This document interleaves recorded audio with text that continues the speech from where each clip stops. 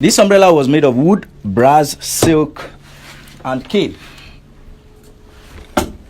As heavy as this umbrella is, one slave boy have to put it on the head of the master as long as the master will stay outside. And if a slave boy is putting this umbrella on the head of the master, he should play with his shoulders not to disappoint him.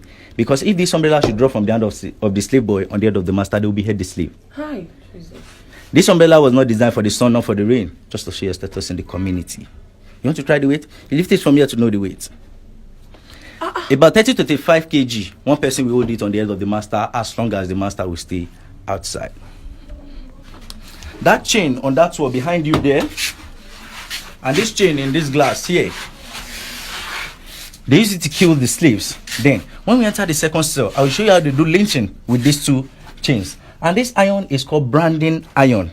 What's your name again, ma'am? Miriam. If I'm Miriam's slave, my name should be Miriam. So Miriam will put this iron in the fire, red hot, and she uses it to write Miriam on my chest. If she's a woman, they write it at the back.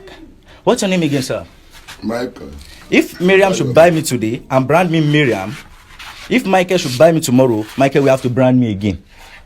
Miriam brand me today, Michael will have to brand me tomorrow because I've become Michael's slave. Let's go inside the dark room where they keep 40 people.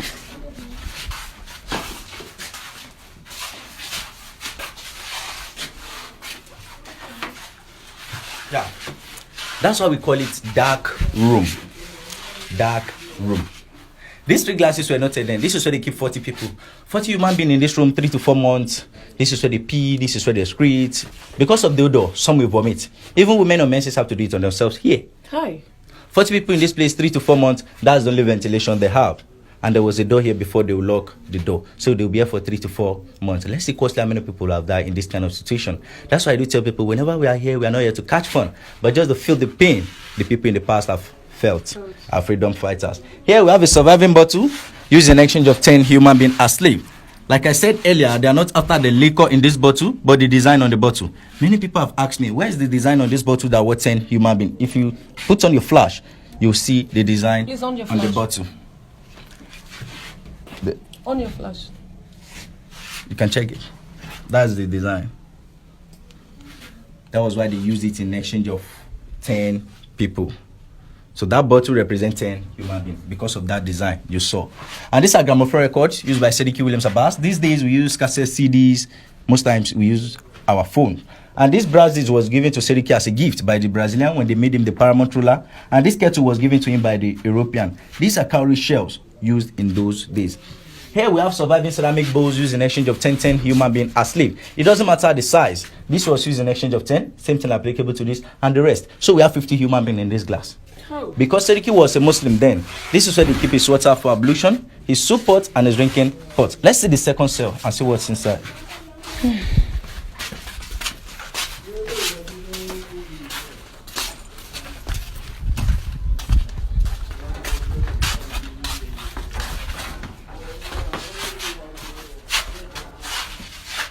So you're welcome to the second room. Like I said earlier, all the rooms are the same. A waiting cell and the dark room. Here's a local mannequin showcasing Sediki Williams Abbas cloth. The original cloth he wore the day they made him the paramount ruler. This is it here. And the chair he sat under as the chair over there. And here is punishment given to any disloyal slave. Any slave that refused the master order or refused to bear the master's name, this is how they tie them around the tree and beat them. During process, many died because they can't bear the pain. And these dogs are cockiller dogs. They use it to chase runaway slave. If any slave tries to escape from the farm, they release 20 of these dogs to attack one man. When they catch the slave, they devour the slave. Here's the movement to the point of no return. Chains on the neck, the hands, and the leg of the slave while going to the point of no return. 3,000 men on a row, on a single file. If the person in front should fall, the rest behind them will fall. If you are going to the point of no return, today, while going, you will see a well called Spirit at a Nation Well. The well water they give the slaves then that make them to lose their memory is still on that island. And here is the story building built for Sediki Williams Abbas in this compound, year 1847. It collapsed 1995. When we go outside, I will show you the remains of the building. These are some people captured as slaves but have opportunity to come back, like Santos Silva, Candido J. Darocha, Samuel Ajayi Crowther, Jaja Ofokpobo, and some other people. The entrance door in this photo is the original door standing here, behind you. This door here. After the building collapsed, they moved the door inside this room. And these are some of the things that happened to our people during slavery. These are slave raiders. They want to capture this man, but he took knife and killed himself. That for me to be slave, I prefer to die. There was a woman like that, Margaret Garner. She killed 4 of her children and killed herself. That for me and my children to be slave, we prefer to die. This is what we call iron muzzle. They used it to guard the mouth of slaves while working on the farm. For them not to eat from the farm product, they plant sugarcane. We derive glucose from sugarcane. Glucose gives you instant energy, and this white men believe that if these slaves should eat out of this sugarcane, they will have strength to fight back. They feed slave once in a day. Slave have access to water once in a day. They don't feed slave to increase in size or to stay healthy. They feed them to stay alive, don't just die. And this is another matchbox. We don't have many slaves used in exchange of the box. This is called Ashwetu by the Yorubas, used by Seriki Williams Abbas. Let's see another room for 40 people. Here we have a sample of the iron corrugated sheet they use in roofing this compound then, compared to the one they produce these days. If I try to fold this iron sheet, it won't. But the one they produce these days, I can fold and keep in my pocket. We've lost quality. The 2 chains I showed you in the first room, the one on the wall, the one in the glass, this is what they use it for. If they catch any slave having sexual intercourse on the plantation, planning coup against the master or trying to run away, this is how they hang the men, this is how they hang the women. They tie that chain I showed you around the ribs of the men, the hands at the back. They hang them on gallows. They suspend the legs from the ground. In this position, that chain will break the ribs. They'll be dripping blood from the nose and the mouth. They'll be here dying gradually. This is how they hang the women. Their 2 hands up. They suspend the leg from the ground. The blood from the hand, the head, all over the body will come to the thigh. They get heavier and they will be here dying gradually. In the presence of other slaves, as you see them, they won't last a day. And here we have Seriki Williams Abbas relaxation chair. For someone to have this kind of chair in those days, it shows how prominent he was. And these are Seriki descendants. Currently, Badagry, if anybody is to be elected as Seriki of Badagry, the person should be from this family. And this is the current Seriki of Badagry. Let's see where Seriki Abbas was buried in this compound.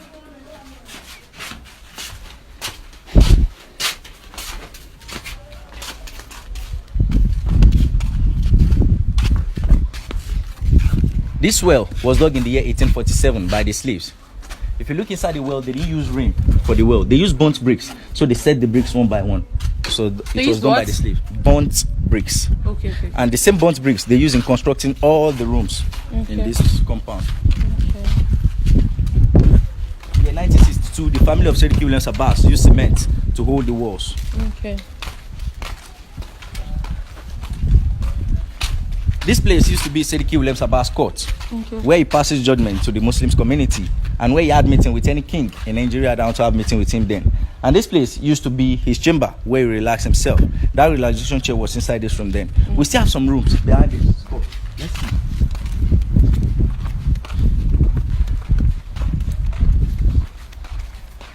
So all these rooms were slave cell, but we have people living in these rooms now here.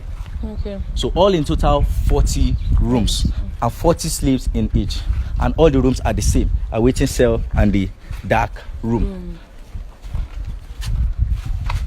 We can see sample of the burnt bricks around here. The story building that was built for Seriki Williams Abbas in the year 1847 that collapsed 1995 was standing here. Okay. This is the remains of the building. Here's the foundation. Okay. And all these rooms also were slave cell. When Seriki Williams Abbas died, this is where he was buried. Seriki Abbas died 11th of June 1919 and he was buried here.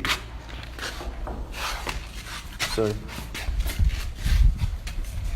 103 years ago that he died, he was buried here. Later, the Brazilian came back to build this mausoleum on his grave. Why? Because they see him as a loyal person, someone that was captured as slave, later freed, and he continued the business because his master has asked him to continue the business. He was just like the 2IC for the master here. The master cannot be here and be in his hometown at the same time doing the business. So he needs somebody that he can trust, that will understand our people language here. That was why he sent Seriki down to Nigeria. And this is the tomb of the last son, Saka Ajao Abbas. He was given birth to 1913. He was at the age of 6 when his father died. His father was at the age of 6 when he was captured as a slave, and he died 1987 at the age of 74. So you're welcome to Brazilian Barracoon. Do you have any question? I'm so weak. I don't even know what to ask. Do you guys have any question? Like, my mentality has really changed coming here. A lot of things has changed, my mindset, and I was even emotional in there when you tried to use that stuff on my leg. I I couldn't saw move. it in your eyes.